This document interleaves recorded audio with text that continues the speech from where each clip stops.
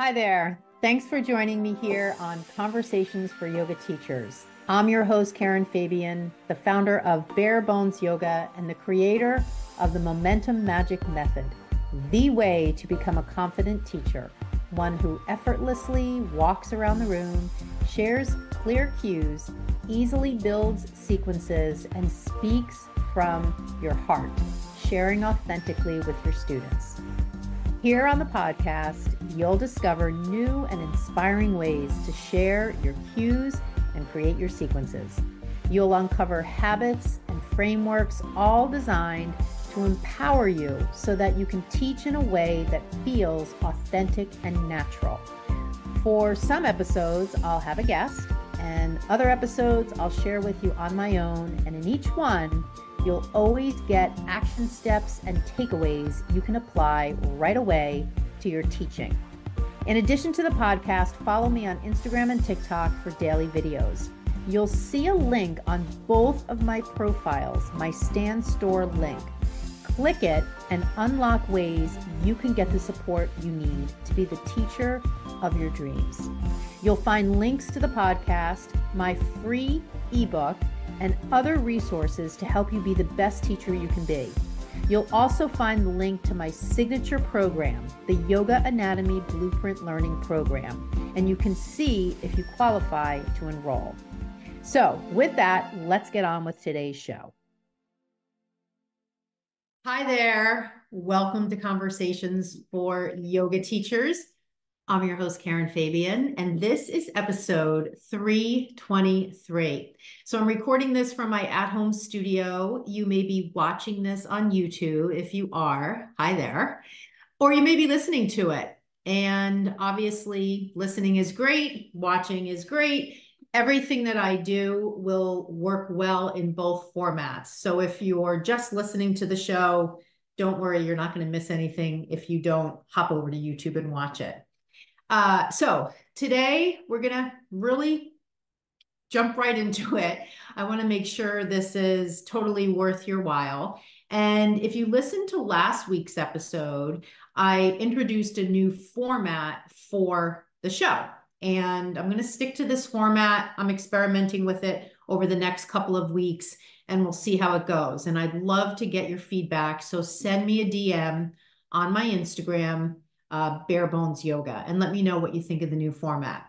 So in this new format, we're going to start out with what you're going to get out of this episode, because I want you to know right out of the gate, here's what I'm going to be covering, and here's what the takeaway is going to be for you, so that you know that your time here is going to be well worth it.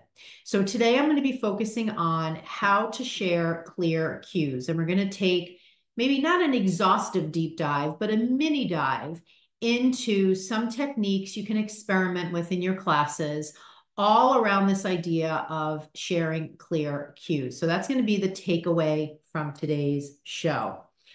The first thing that I want to do is I want to just share a little bit of, it's not really a personal story, although I guess it is a little bit personal.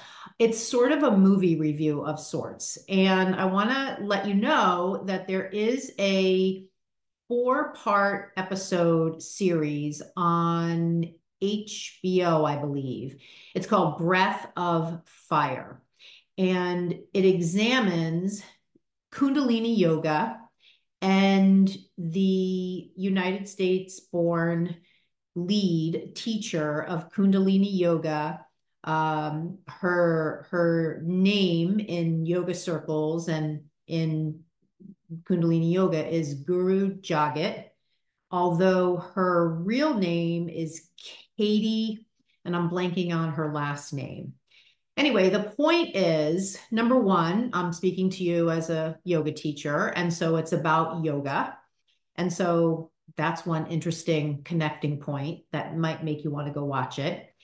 And the other thing that it gets into is Kundalini Yoga itself as a community, as a style of yoga. And it really examines Kundalini Yoga and concerns, complaints, accusations that run very deep with respect to it being led by leaders, one person in particular, and even this Guru Jagat woman, as a cult. And this is not my area of expertise, cults and the history of cults and how they're run, but I have been teaching yoga for over 20 years. And I can certainly say for myself, I started out as a Baptiste yoga teacher, and many people called Baptiste yoga a cult. And maybe some people do still now call it that.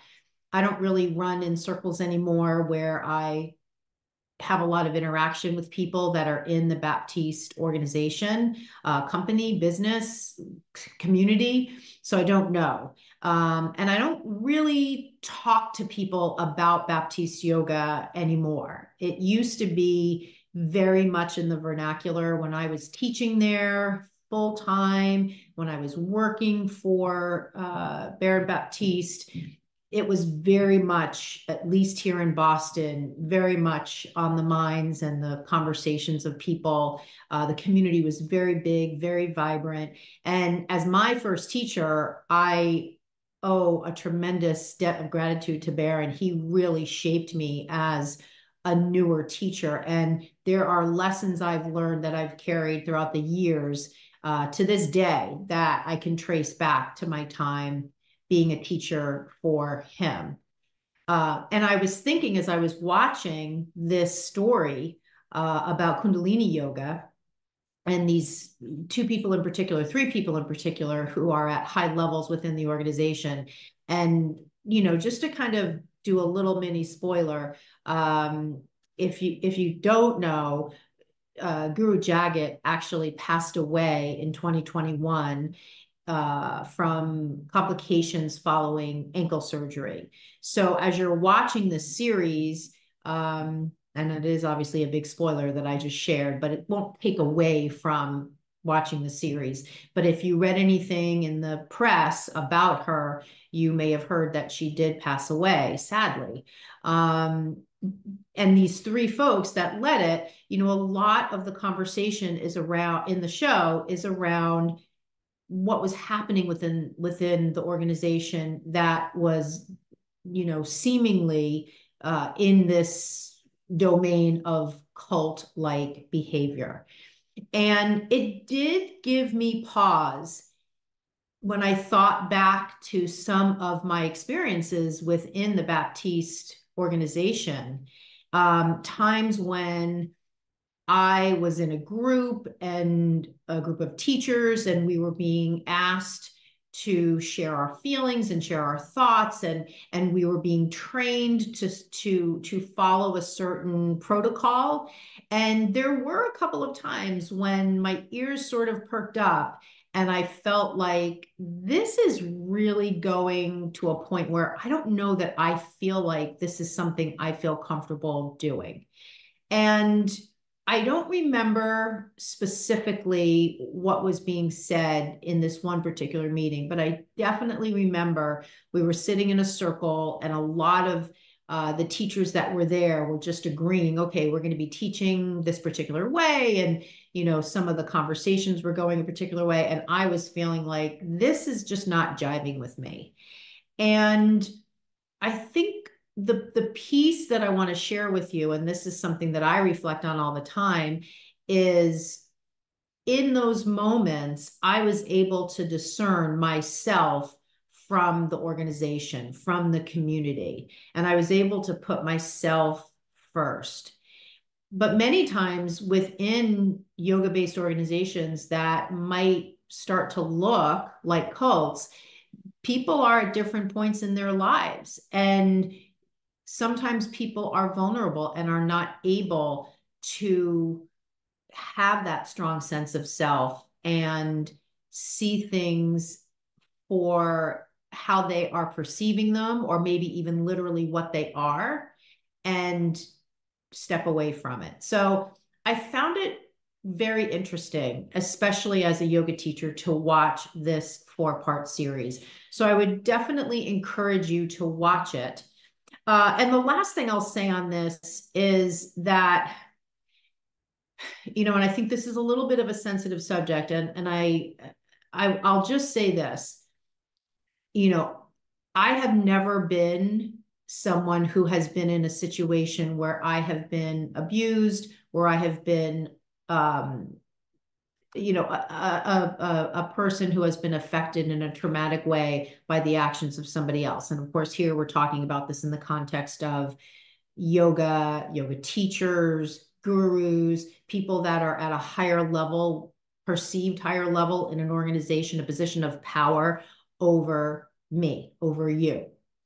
So I have not personally experienced that. However, what I can say is I've been able to, and in my experiences, I've been able to pull positives from all of my experience over time. In my case, the Baptiste organization, even though I heard certain things, and after I left the organization, I continued to hear certain things, but that was not my experience. So I did not have any experiences that rose to the level of concern that I thought, wow, I'm part of something that is not positive. And there were a lot of good things that I took away from it. So I guess I would just say, I think it's for each person to make their own determination. Although when you watch this series, there are things that just at their face are clearly inappropriate, maybe, even illegal. I mean, we're talking sexual abuse and abuse of power. So there are definitely things that are clear. And there are other stories within the yoga industry. Bikram Yoga, there were lawsuits against him for abuse. So, this is not, unfortunately, not a new topic in the industry. And when you look at how we have changed our approach to teaching with regard to assisting students, that is, and again, I have this perspective because I've been teaching for 22 years, and I've seen this arc of how we interact with students, especially in the past 3 or 4 years since the Me Too movement, where we give students much more agency over their experience in the classroom than we did before. When I think of how we were trained to assist people by putting our hands on them versus now, what I do as a teacher is I really don't touch anybody. And that was not how I was trained. So even though I'm not part of Baptiste trainings anymore, so I don't know what is being taught, and I don't know other training programs and what they are teaching with respect to assisting, I think that it is very important that with our increased awareness around how important it is for people to have agency over their own experiences, and how important it is to recognize that sometimes our students will not be, actually, they never will be sharing with us their history of trauma. And one hand on a student who has a history of sexual abuse and trauma in other ways could trigger them to having a flashback in the moment. And again, these were never things we talked about before.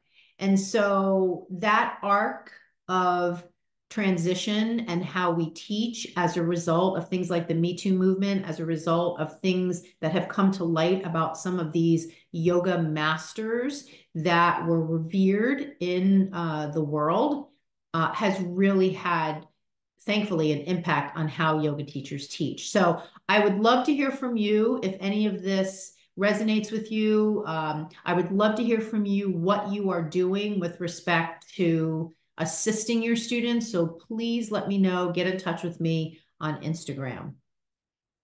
So that was the first thing I wanted to share with you. Now, I'm just looking at my notes here. The next thing that we're going to do is we're going to get into a short lesson on cueing. And I want to first give you a metaphor to help you see this idea of sharing clear cues.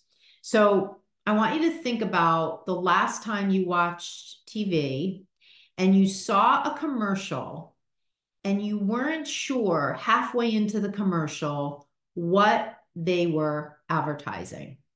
And then maybe towards the end, you saw the product and then you were able to make sense of the ad itself.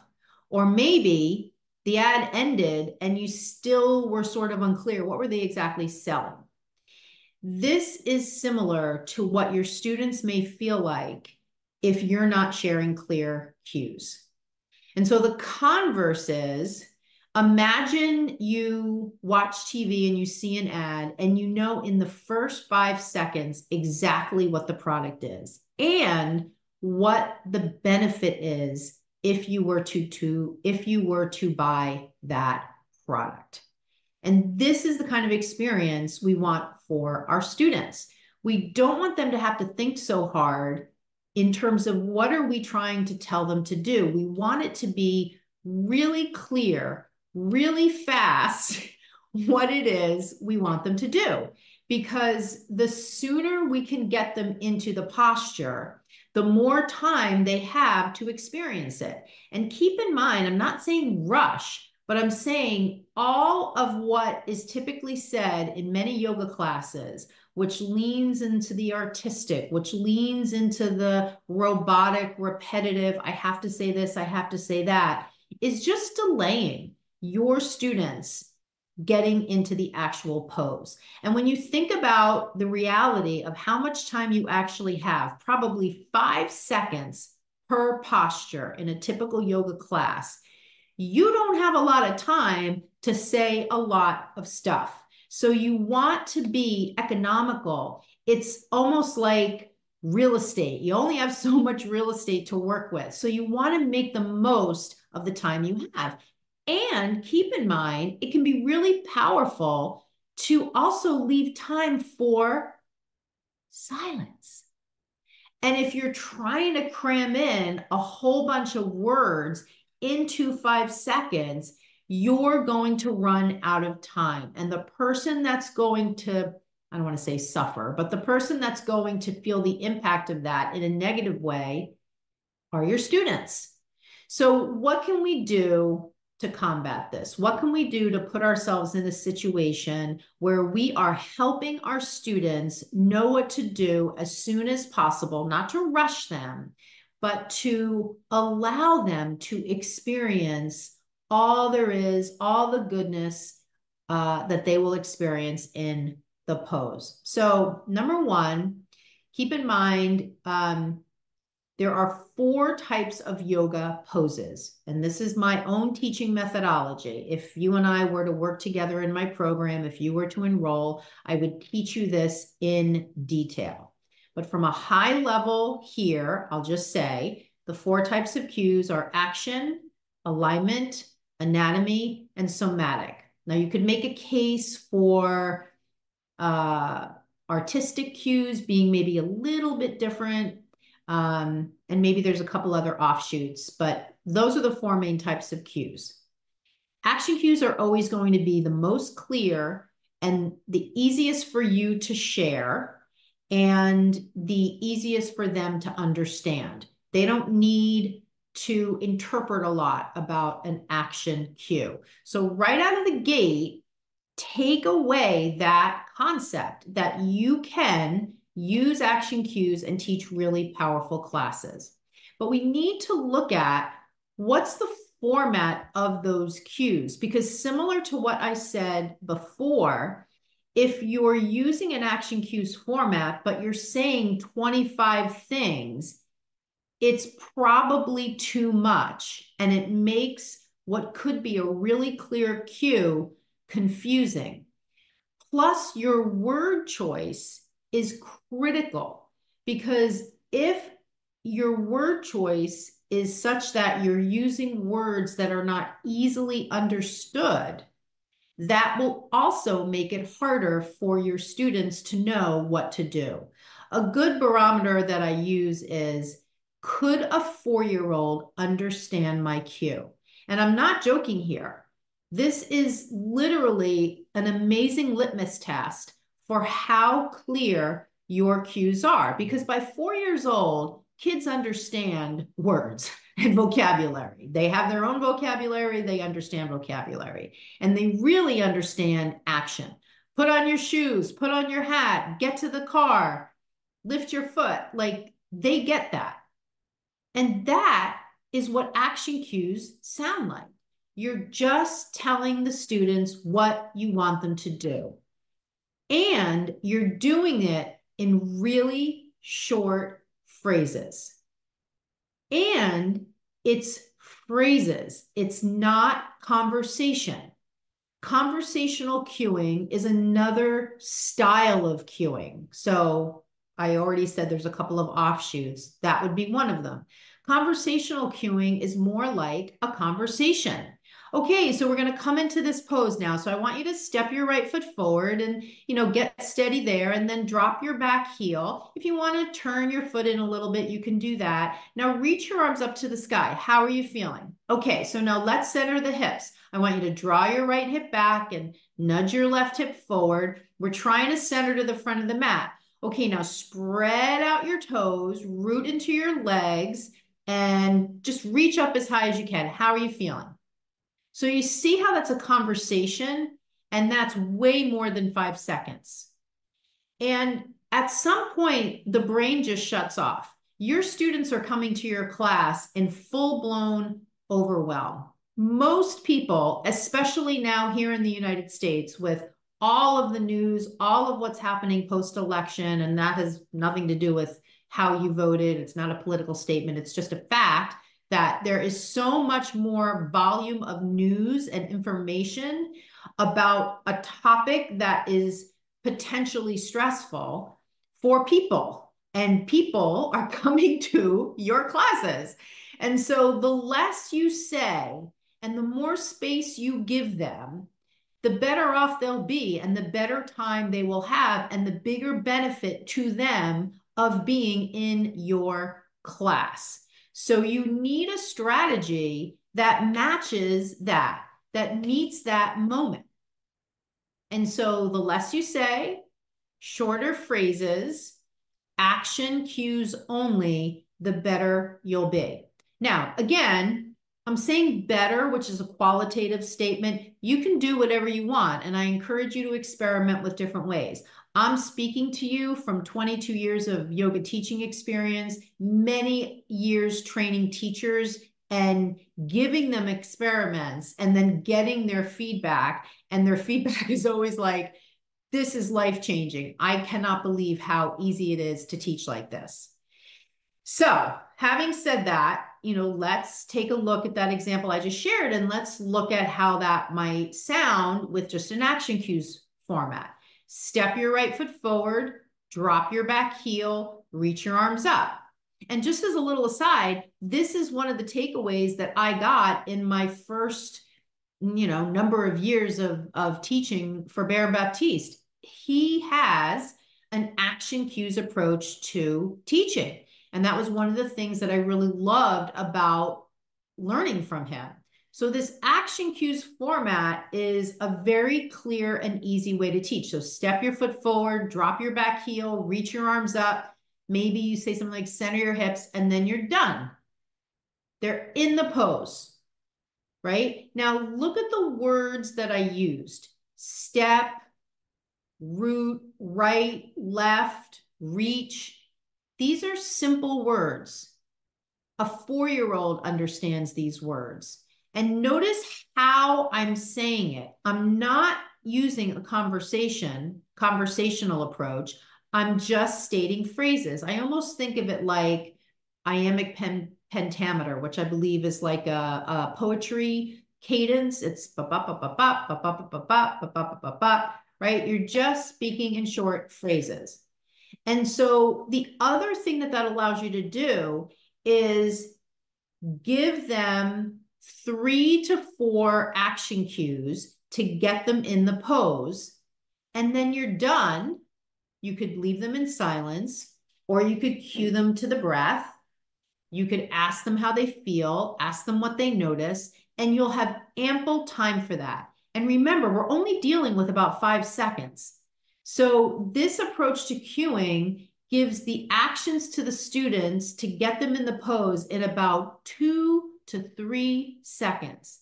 And so you have 2 extra seconds left, which doesn't seem like a lot, but actually is a lot in the context of teaching a pose. So this is the idea of cueing from action. And this is the idea of clearly providing cues. Like, remember back to that metaphor of the commercial. I don't really know what they're trying to sell here. In this example, in this approach to cueing, your students are going to know exactly what you want them to do. And when they know what you want them to do and they don't have to interpret it, they're using less brain power. And if we already said they're coming in overwhelmed and they're coming in after work or whatever their situation is, they're already depleted. So your approach to teaching, cueing in this way, is going to energize them. It's going to leverage the amount of energy they have and energize them additionally because you're restoring their nervous system. You're giving them something that is easy for their brain to process. Now, I want to talk about a related thing here, which is something that I say all the time when I'm training teachers in my program. Say the cue and see what they do. Say the cue and see what they do. Your students are giving you clues all the time that are either, I'm getting this, or I'm not getting this, and every variation in between. And if you're practicing with your class, you're missing the clues. And if we look at this in the context of what we're talking about now, which is, are my cues clear? One of the best ways to know is to watch them once they hear it. Say the cue and see what they do. And in that moment of seeing what they do, you will know if your cue worked. And if it didn't, you'll be able to rephrase it because you have 2 seconds left. So that means you've got to stick to this format for this to be an opportunity for you to help them more. If you're going into your class and you're thinking, I've got to be constantly cueing the breath, inhale, lift the leg, exhale, step forward, inhale, reach up, exhale, reach down to the ground, you may run out of time. And the question in that situation is, what is inspiring you to cue to the breath all the time? Is it because that's the way you were trained? Is it because you think they're not going to be breathing if you don't tell them to breathe? Is it because you think yoga is a breathing practice and therefore you must cue to the breath all the time? There are no right answers here, my friend. There's only what works best for you. And if your answer to what's inspiring you to cue in that way, meaning in this case, cue to the breath all the time, is something along the lines of that's the way you were trained, that's the way you think it has to be done, I encourage you to ask yourself, says who? Says who? Because no one is in charge of this yoga world. This is a decentralized free-for-all. So whatever you believe about who is in charge is just a belief. So if you're cueing to the breath all the time, because that's the way you were trained, and you believe the person who trained you knows what they're talking about, they may know what they're talking about for them, but that doesn't mean they're right, that that's the only way to teach. In fact, that's just one yoga teacher in the millions of yoga teachers that exist in the world, and that teacher just shared with you what's worked for them. Just like me. I'm sharing with you what's worked for me. But I also have the history of all the teachers I've trained and what's worked for them based on what I've suggested and they've then experimented with and come back to me and said, that's a gold mine. That really worked.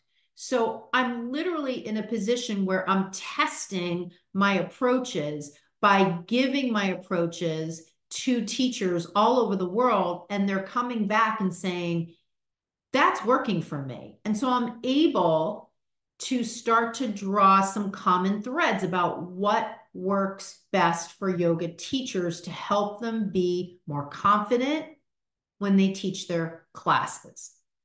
What helps them share better cues? What helps them feel more confident about sharing cues? What helps them learn their sequences better? So I'm not just saying this just from my point of view, POV. I'm also saying it because I have all these people testing my theories, testing my approaches, and reporting back to me on if they're working for them or not. So you can look at the things I say in that context as well. It's not just coming from my own personal experience. 15 years ago, I could say that, but I've been training teachers for 15 years of the 22 that I've been teaching. So now I have a whole bunch of real life data to look back on. And I've refined my approaches to training teachers based on real-time data I've gotten from teachers out in the field that are working with my methodology. And it's informed how I've adjusted things so that it's up to the times and super current. That's why if you were to enroll in my program, you'll notice that I'm always updating the video part of my program because I'm always making things better and more current and more useful to you. So say the cue and see what they do. We talked about that. And the last piece that I want to share with you is this other principle that I always talk about, which is when you teach from what you know, your confidence grows. When you teach from what you know, your confidence grows. There is a complete connection between what you're saying and how you feel. And if you're just saying the same things all the time, you're probably not going to feel very confident. You're going to feel like a parrot, like a repeater. If you're saying things because somebody else said it or somebody trained you to say it, but you don't understand why you're saying it, what's the reason for it, you probably won't feel very confident. You'll feel like a faker. So the way to actually feel more confident is to teach from what you know. So your confidence grows. So you have conviction behind what you're saying. Conviction is, I believe what I'm talking about. I believe it. I know it to be true.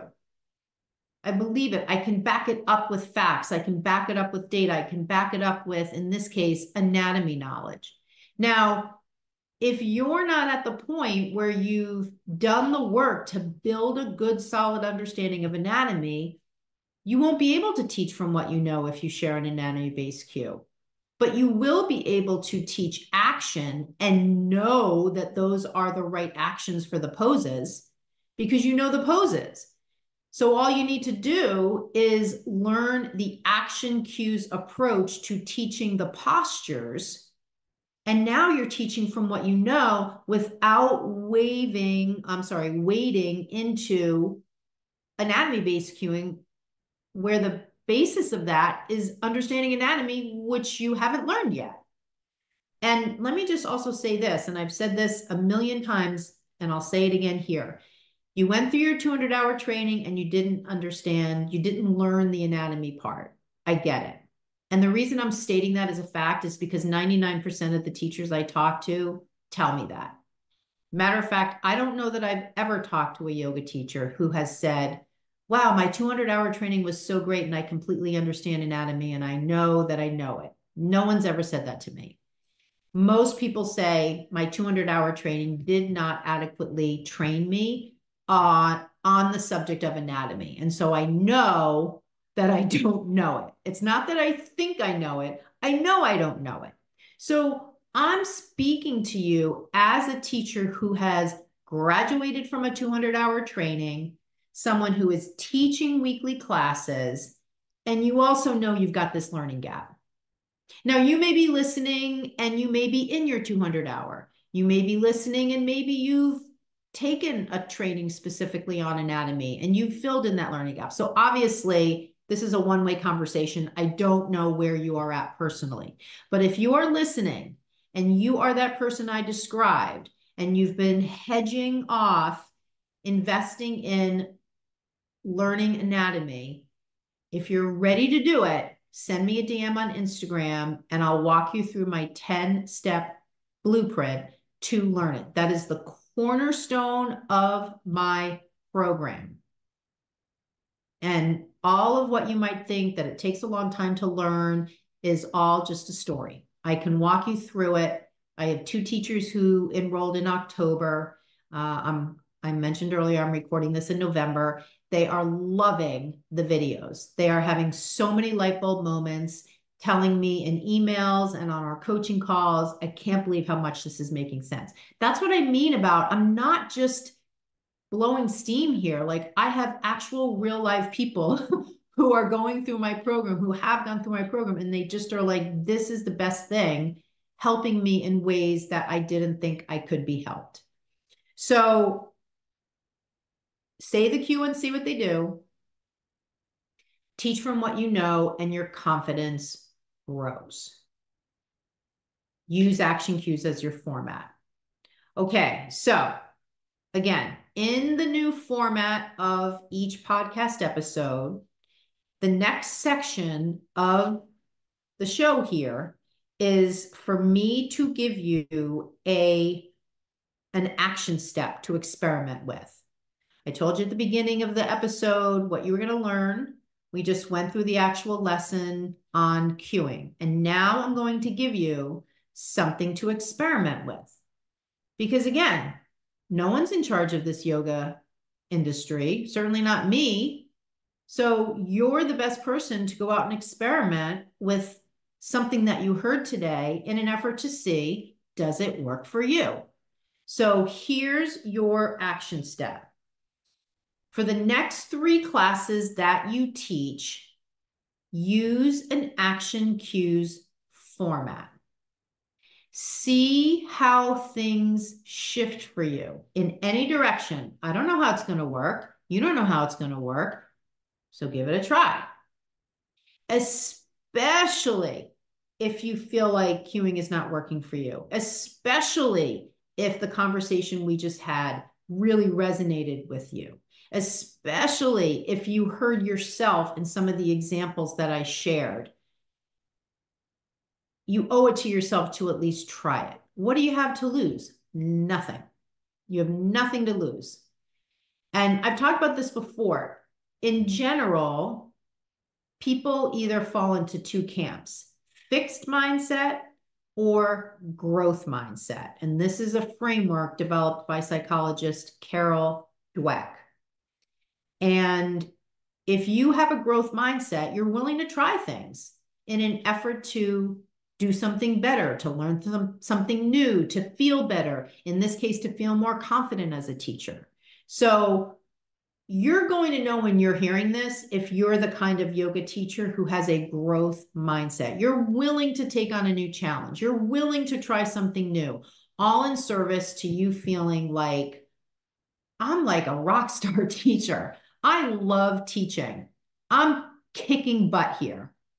This is so easy and just feels so natural.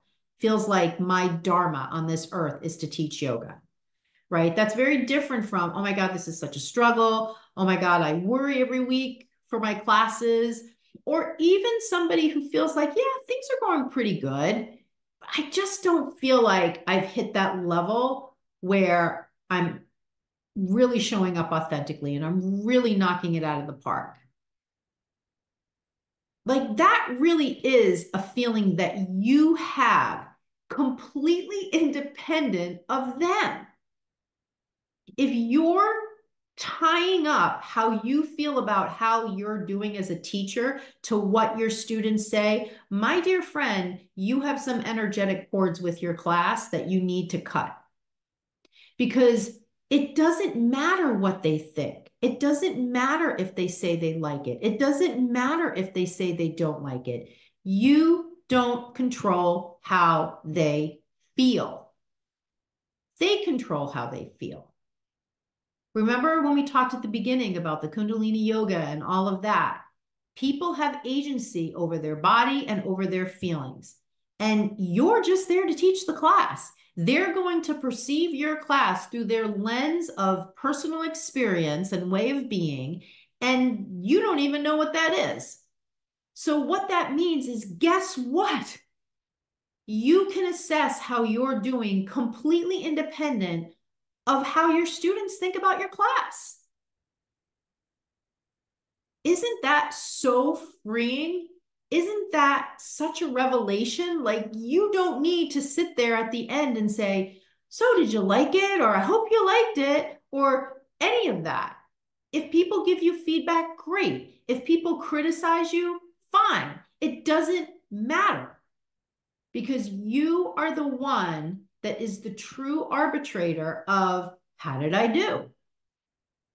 Okay, now, of course, let's not go crazy here. There is a little bit of nuance, right? If you teach a class for 2 months and no one comes, or a couple people come and class attendance never grows, maybe there is something to look at there. If you're always getting feedback after class that's negative, maybe there's something to look out there. These are outliers. We're not looking to the outliers. We're looking to more what's in the middle, which is the more common experience. And again, the point of this part of the conversation is to give you back your power. When you assess how you're doing as a teacher based upon what people say to you, you're giving your power away. You're people pleasing. You're saying to people, oh, tell me how I'm doing, because that's the only way I'll know how I'm doing. No, it's not. They're having their own experience of your class. Within your class, every single person is going to have a different experience. So how can it be valid to just take this poll and have that affect how you think you did? How you feel is always one of the best barometers of how you're doing. If you're feeling confident, feeling empowered, feeling like yourself, feeling comfortable walking around, keep doing what you're doing. If you're nervous, if you're worried, if you're afraid people are going to get hurt, if you're stumbling over your words, if you're constantly looking at your notes, if you're terrified you're going to lose your space in the practice, if you're teaching things in your classes that you don't like, but you feel like you have to do it, so that's why you do it. If you're practicing with your class, but you really don't want to, but you're afraid that they're not going to know what they're doing unless you're doing it with them, these are all not good signs. So those are all things within your control to change. There's a lot more within your control than you think. And the reason for that is because a lot of the stories out there in the yoga world put the onus on the students to give the teacher feedback. And that's tied up with how the teacher feels about themselves. And all the stories and all the beliefs that teachers hear over and over again that cause them to do all these things that aren't really jiving with how they want to teach. Okay, so you have your action step. The next thing is I'm going to give you a call to action if you're up for it. If you want a special training video specifically about my cueing method, we talked about the 4 types of cues: action, alignment, anatomy, and somatic. I have a training video that explains it. Send me a DM on Instagram and let me know you listened to this episode and you want the training video on cues, and I'll send it to you. And then the last thing is this. I've decided for the rest of 2024, I am going to add an additional payment plan option to my program, which means you're going to be able to enroll with less of a financial outlay to enroll in the program. Okay? I am going to be setting this up within the next day or so. So if you're listening to this in November of 2024, know that this additional payment plan is only going to be available to you through the end of December 2024. Now, obviously, you could be listening to this episode anytime in anytime. But I'm recording it in November. If you are a current listener and you listen to my episodes every Monday, because that's when I drop new episodes, you're going to be up to speed and you're going to be able to take advantage of this special offer. So if you've been listening to the show for a while and you've really wanted to invest in my program and you've been looking for a reason to do it, now is the time to do it, because I'm going to take this additional payment plan option away on January 1st, 2025. So to find out more about this special payment plan option, send me a DM on Instagram and I'll tell you more about it.